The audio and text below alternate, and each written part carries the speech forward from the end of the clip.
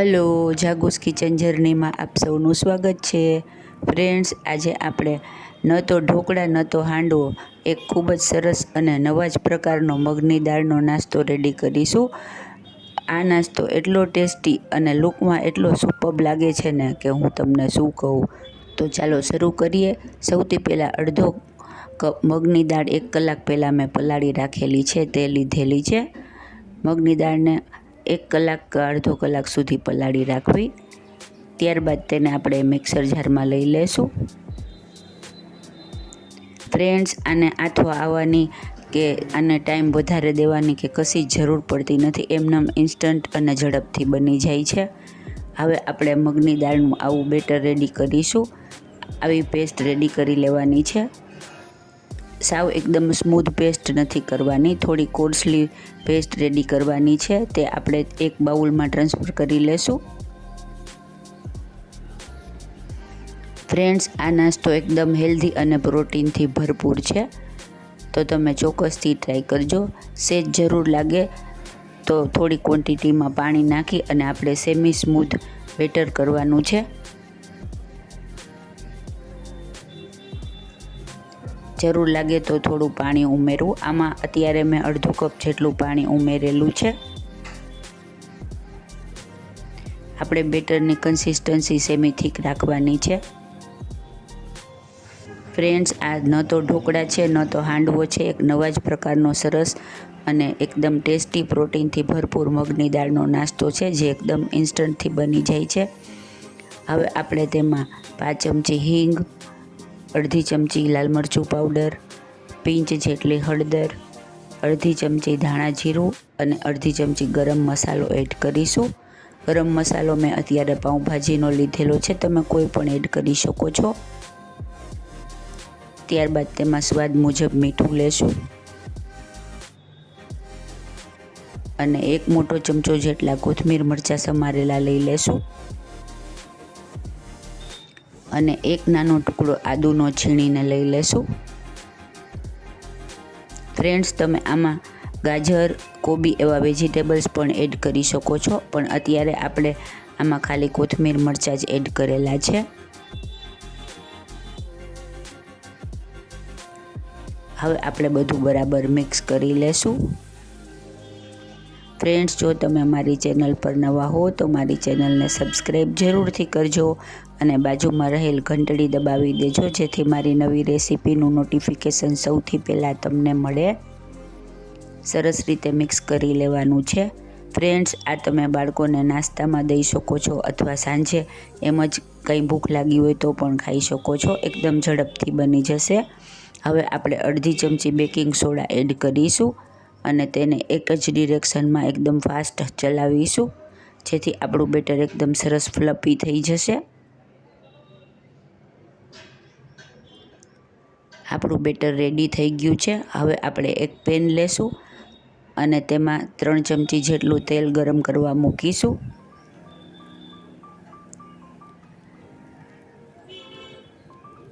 Friends, આ nonstick પેનમાં બનાવો, જેથી એક કાઢવામાં એકદમ આરામથી નીકળી જાય. ત્યારબાદ આપણે તેલને સરસ રીતે આખા પેનમાં ફેલાવી દેશું. તેલ ગરમ થઈ જાય એટલે તેમાં 5 ચમચી જીરું અને 5 ચમચી રાઈ એડ કરીશું. રાઈ અને જીરું તતરે એટલે તેમાં પિંચ જેટલી હિંગ અને થોડા મીઠા લીમડાના પાન એડ કરીશું. ફ્રેન્ડ્સ, આ નાસ્તો બનાવવામાં એકદમ સરળ અને ખાવામાં એકલા મગની દાળનો હોવાથી એકદમ ફરસો અને ટેસ્ટી બને છે, તો તમે ચોક્કસથી ટ્રાય કરજો. હવે આપણે 1 ચમચી જેટલા તલ એડ કરીશું.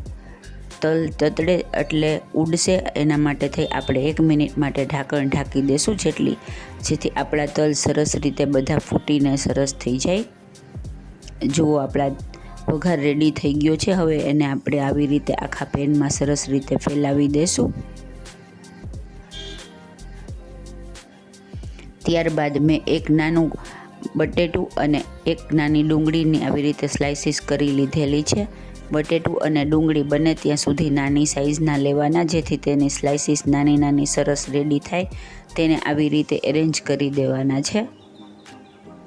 ફ્રેન્ડ્સ, આનાથી આપણા નાસ્તાનો લુક એકદમ સરસ આવશે. આવી રીતે આપણે આખા પેનમાં ડુંગળી અને બટેટા ગોઠવી દેશું. તમે કેપ્સિકમની સ્લાઇસીસ પણ કરી શકો છો, તે પણ સરસ લાગે છે. હવે આપણે રેડી કરેલા બેટરને આવી રીતે ફેલાવી દેવાનું છે. આખા પેનમાં આવી રીતે સરસ રીતે ફેલાવી દેવાનું છે. ચમચીની મદદથી આપણે ડુંગળી અને બટેટા બધા ઢંકાઈ જાય એવી રીતે આપણે મિશ્રણને ફેલાવી દેશું. આ થોડું થીક રાખવાનું છે, જેથી તે ખાવામાં ખૂબ જ સરસ લાગશે. હવે આપણે ઢાંકણ ઢાંકી અને મીડિયમ ગેસ રાખી અને તેને 8 થી 10 મિનિટ સુધી ચડવા દેશું. ત્યારબાદ આપણે તેને જોઈ લેશું. જુઓ, આપણો હાથ અડાડતા આપણો હાથ બગડતો નથી. આપણો ઓલમોસ્ટ ચડી ગયું છે, પણ બીજી સાઈડ ચડાવવા માટે થઈ અને આપણે એક મોટી ટ્રે લઈ અને તેને આવી રીતે ટર્ન કરી અને ફરીથી આવી રીતે રાખી દેશું. નીચેની સાઈડ ઉપર આવી જાય તેવી રીતે આપણે રાખી અને થોડું તેલ બધી બાજુ સ્પ્રિંકલ કરી અને ઢાંકી ફરીથી 5 મિનિટ સુધી ચડવા દેશું. આમ તો આપણું ચડી જ ગયું છે નાસ્તો, પણ તોય પાછળની સાઈડ ચડી જાય એટલા માટે 5 મિનિટ સુધી આપણે તેને રાખીશું. જુઓ, આપણો મગની દાળનો એકદમ ટેસ્ટી અને સુપર ગોર્જિયસ નાસ્તો રેડી થઈ ગયો છે. હવે આપણે તેને ચેક કરીને જોઈ લેશું. જો આપણી છરી એકદમ ક્લીન બહાર આવી છે. હવે આપણે તેને એક પ્લેટમાં લઈ લેશું. કેરફુલી એકદમ લેવાનો છે, જેથી આપણો નાસ્તો તૂટી ન જાય અને એકદમ સરસ લાગે છે ને એકદમ જોરદાર. ખાવામાં એટલો જ મજેદાર અને એટલો જ ટેસ્ટી છે. આ ગ્રીન ચટણી સાથે, ટમેટો સોસ સાથે, બધા સાથે ખૂબ જ સરસ લાગે છે અને ચા કોફી સાથે એકદમ સરસ લાગે છે. હવે આપણે તેને સર્વિંગ પ્લેટમાં લઈ લેશું. સવારના નાસ્તામાં કે સાંજના ખાવામાં આ એકદમ સરસ અને એકદમ એપ્રોપ્રિએટ પ્રોટીનથી ભરપૂર નાસ્તો છે, તો તમે ચોક્કસથી ટ્રાય કરજો. છે ને એકદમ જોરદાર. જોતાં જ મોંમાં પાણી આવી જાય અને બનાવવાનું મન થઈ જાય. એકદમ ઇઝીલી અને એકદમ ઝડપથી રેડી થાય છે. આમાં કોઈ ઝાઝો તામઝામ કરવાની જરૂર નથી. બસ ફક્ત અડધી કલાક તમે દાળ પલાળી રાખી હોય તો તરત જ રેડી થઈ જાય છે અને ઝાઝા ઇન્ગ્રીડિયન્ટ્સ પણ આપણે યુઝ કરેલા નથી.